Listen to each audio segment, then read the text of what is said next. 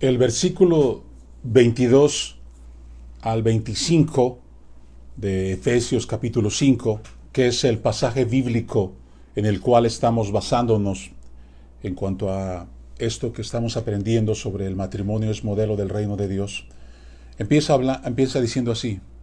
Dice, las casadas estén sujetas a sus propios maridos como al Señor.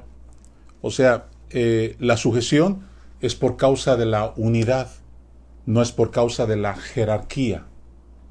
Dentro del reino de Dios no hay jerarquías. Esto quiere decir, nadie está arriba del otro. Es una situación de orden.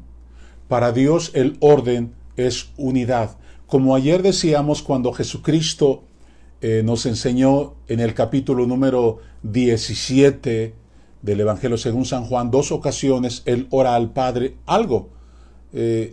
¿Nunca usted se ha preguntado por qué es que Jesús no oró algo diferente? ¿Por qué tuvo que ser una misma cosa y por qué tuvo que hacerlo por 2 ocasiones? ¿Por qué tuvo que hacerlo Jesús 2 ocasiones diciéndole al Padre que sean uno, como tú y yo somos uno? Bueno, porque realmente ese es el propósito del Evangelio del Reino de Dios, que lleguemos a ser uno con Dios, lo que el hombre perdió. Cuando el hombre se dio cuenta en el libro de Génesis, capítulo 3, que había pecado, aunque él no entendía, no tenía entendimiento, porque era su primera experiencia con el ámbito de sentirse fuera de Dios. Dice la Escritura que se dio cuenta que los dos estaban desnudos.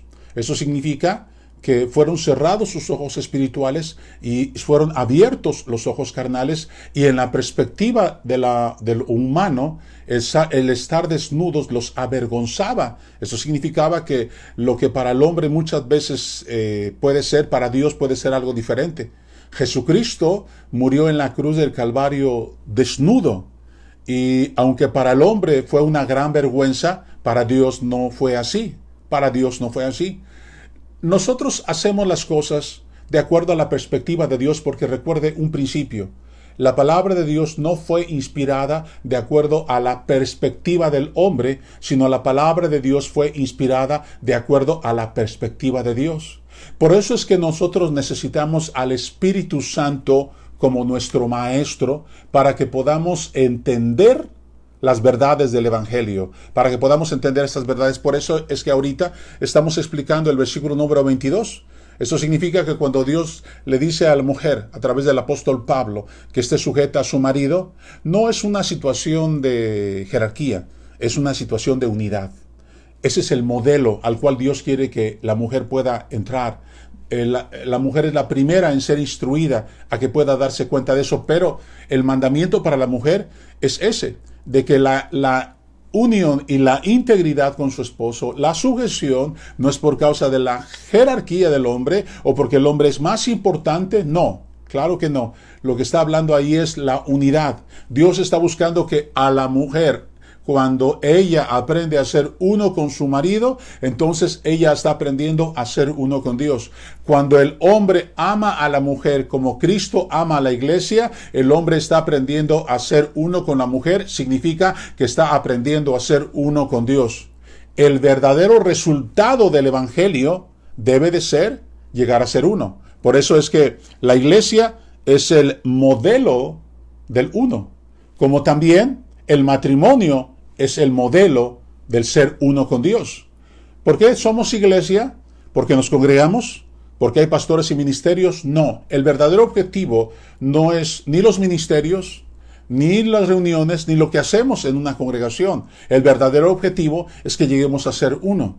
De igual manera, el matrimonio es el modelo de unidad, es el modelo de llegar a ser uno con Dios. Nosotros debemos entender que cuando alguien es uno, no es uno por causa de sus egoístas propósitos, no. Hay gente que es uno para la maldad. Hay gente que es uno para las cosas indebidas. Pero eso es cuando el hombre no se da cuenta que debemos aprender a ser uno para Dios, en Dios. Por eso todas las cosas fueron dadas a Cristo. Y todas las cosas son por Cristo. Y todas las cosas son para Cristo. ¿Por qué? Porque el modelo del reino de Dios se basa en la unidad con Dios.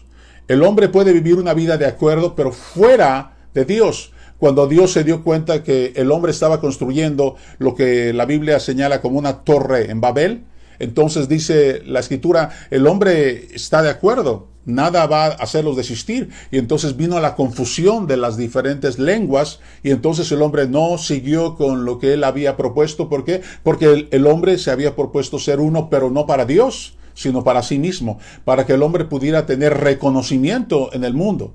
La mayoría de las personas no entiende lo que es ser verdaderamente uno. A veces somos uno en las cosas que son, como dije hace rato, incorrectas. Pero aquí Dios está hablando a la mujer y le está diciendo, debes aprender a ser uno con tu marido, porque somos uno con él, y entonces al ser uno como marido en él, es por causa de Dios, no es por causa de uno mismo. Primero debemos entender que lo que hacemos cuando obedecemos la palabra de Dios es que nosotros complacemos a Dios. Es nuestra complacencia. Cuando el Señor le dice al hombre en el versículo número 25, dice, maridos, amen a sus mujeres, así como Cristo amó a la iglesia, dice, y se entregó a sí mismo por ella. Lo que el Señor está diciendo es que es la complacencia de Dios. Amar, cuando Dios decidió amarnos, como nos lo revela Juan 3:16 por palabras de Jesucristo, porque de tal manera amó Dios al mundo que dio a su Hijo unigénito para que todo aquel que en él cree no se pierda, mas tenga vida eterna. Entonces, lo que la palabra ahí está diciendo es que a Dios le plació, Dios le place hacer las cosas. ¿Por qué Dios creó el mundo? ¿Por qué Dios creó el universo si sabía que el hombre iba a fallar? Porque a Dios le plació. Dios hace las cosas para su complacencia. Dios no lo hace de acuerdo a la perspectiva del hombre. Dios no lo hizo en primer lugar por causa de la necesidad del hombre. Dios lo hizo por causa de que así le plació. Nosotros, ustedes y yo, debemos conocer que todas las cosas que hacemos en primer lugar son para complacer a Dios. Debemos de ser esa parte en nuestra vida que aprendemos a vivir, a hacer una cosa día con día. Y esto es el complacer a Dios. Así que todo lo que hacemos, el Evangelio tiene un principal propósito, es que lleguemos a ser uno con Dios. ¿Y significa esto? Complacer a Dios en todas las cosas. Es lo que entendemos nosotros como el vivir en la voluntad de Dios. El vivir en la voluntad de Dios no me trae a mí como el primer beneficiario, no. Es para complacer a Dios. Todo lo que hago es para glorificarle a Él. Es por causa del conocimiento de Él. Es porque yo he entendido algo, que cuando yo vivo una obediencia, en primer lugar, Él es complacido.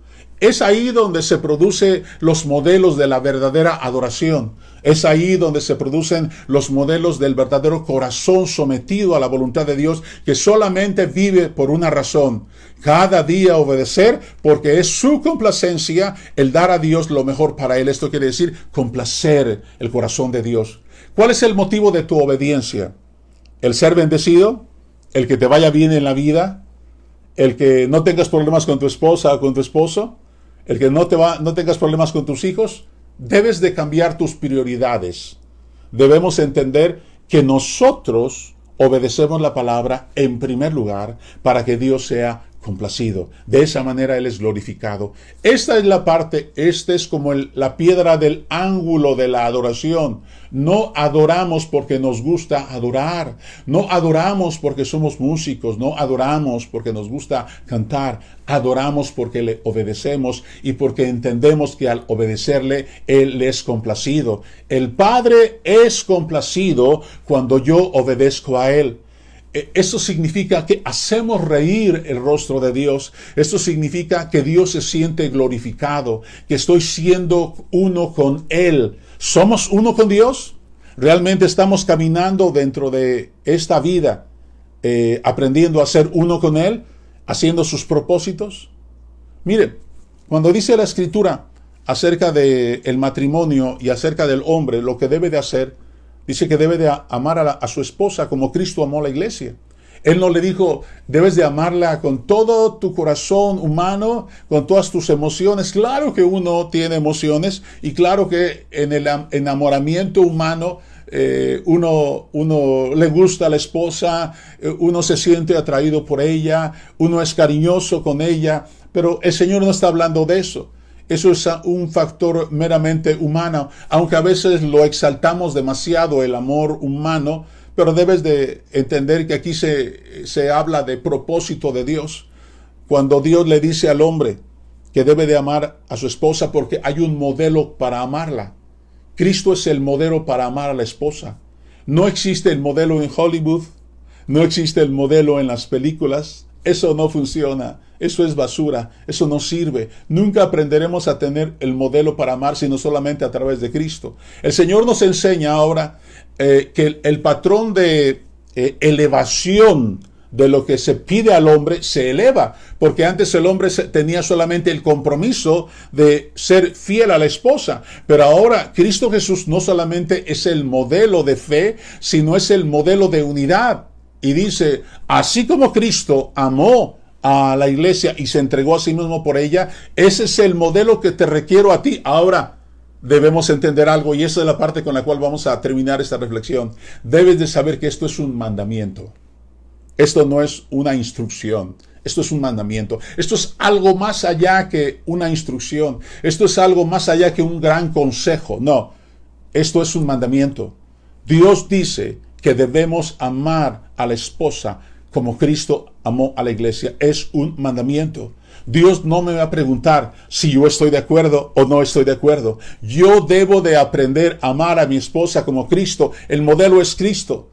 El hombre antes, leemos nosotros que podía tener más de una mujer en la perspectiva, pero a través del tiempo ese nivel de solicitud en la vida del hombre se fue elevando hasta llegar a este mandamiento que nosotros entendemos en Efesios 5:25. Hay un nuevo estándar, hijo, para aprender a amar.